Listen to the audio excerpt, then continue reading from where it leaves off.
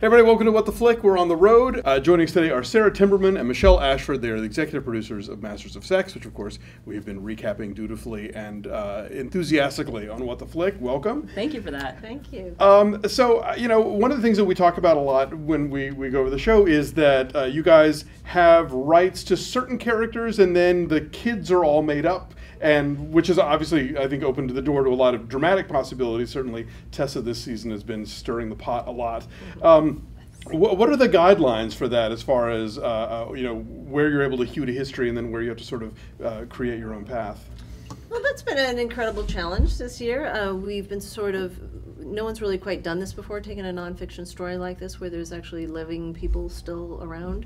And so it's been an ongoing sort of dialogue between us and the people who advise us in terms of what we can do, what we can't do. And so, we're just feeling our way. We're feeling our way. And yet we sort of got it all sort of out there at the beginning, and now we're just proceeding with our regular storytelling, back to the regular storytelling.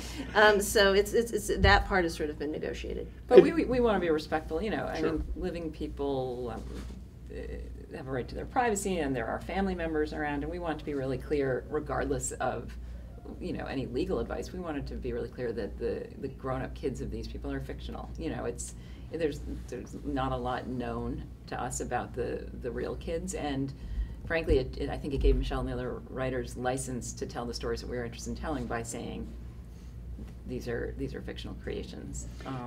It's hard to imagine what it would be like to be the kids of Masters and Johnson, and certainly interesting. Sure, no, definitely, and I think even if you're parting from what actually happened, I think that emotionally it feels very honest, and in so many ways with the show kind of true to the era's topic, the era's viewpoints about sexuality and what people were willing to talk about and what they still found embarrassing and that sort of thing. And so that, I think, comes through really interestingly. How do you decide the progression of the show in terms of, this year was kind of a leap to 1965, so we went from some of the earlier stages of the work to finally the book happening. Was this kind of mapped out from the beginning, or do you sort of decide season to season, all right, here's the next place we want to go? Well, they did have milestones in their careers and in their lives, and Tom's book spans at least 30 years. So we knew that if we were going to actually do this as a series, we were going to have to make time jumps in a way that we've really never seen another show do. So it's been interesting. I mean, it does seem to rattle people a little bit. I think they they want to see their show, and yet it would make no sense really to take the first 3 years of our show and only spend it starting in 1956 when they met, because that was those 10 years were all about gathering research before they published this book. And so, yeah, we do. We're going to look at the most important events, and put our storytelling around that. And then it becomes a question of if there's a time jump, what warrants it, and how does it play in terms of interrupting the narrative or not. We were talking about this earlier, and I think from season 1 to season 2, there could not possibly have been a time jump between seasons. It ended with kind of a cliffhanger. Cliffhanger at Masters and Doors, and we came back and talking about it. That was an impossibility to leave that moment hanging. Last season to this season, there was an opportunity to jump a couple of years because of where we left off. We were just saying, at the end of this season, I imagine, in terms of what Michelle has been writing for the finale, it's very hard to imagine a big time jump going into next season, because like the first season, there's going to be it's going to be very volatile and a lot left unresolved. So. I've been a fan throughout, and although I know some people who I've been talking to say, "Oh, I really love this season," compared to last season, and I would say, "Well, Fight's still my favorite episode." So I've got no beef with season 2. Has there been any kind of big shift in the writing in terms of? I know this season there've been a lot of parallel storytelling, the Shah of Iran episode, or even say where Barton and Margaret are back, where you've got several storylines per episode that kind of seem to follow the same path. Was there some sort of sit down in the writer's room and kind of an attempt to shape the show in that direction?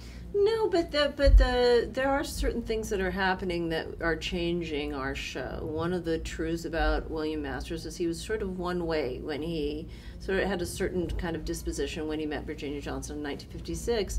And he was a very, very different man by the end of his life. And so one of the things that's changing is him.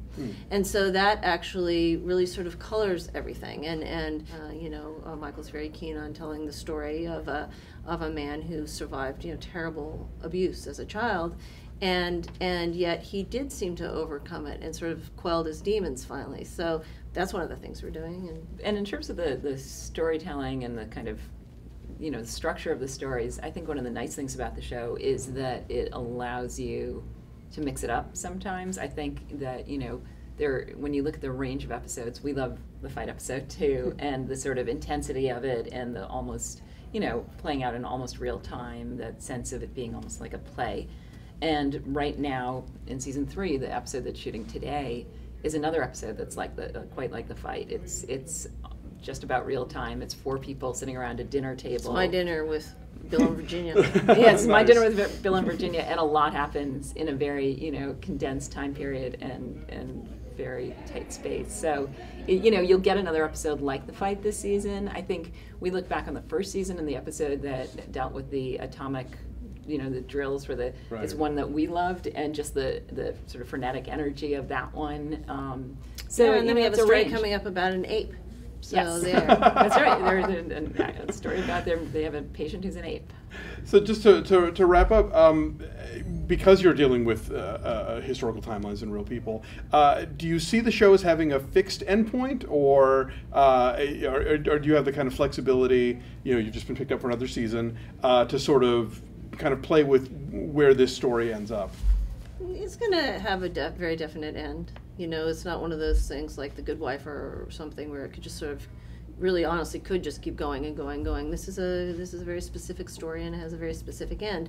You know, we don't know at this point exactly what all the details are of that ending, but it'll end for sure. So in a sense, then the show will kind of be collectively a, you know, very much a story, I guess. You know, yes, exactly. Yeah. Exactly. Yeah. Which is actually, I mean, as storytellers, that's a really fun way to do something.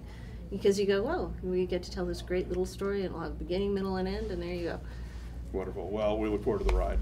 Thanks so much. Thank you for liking it.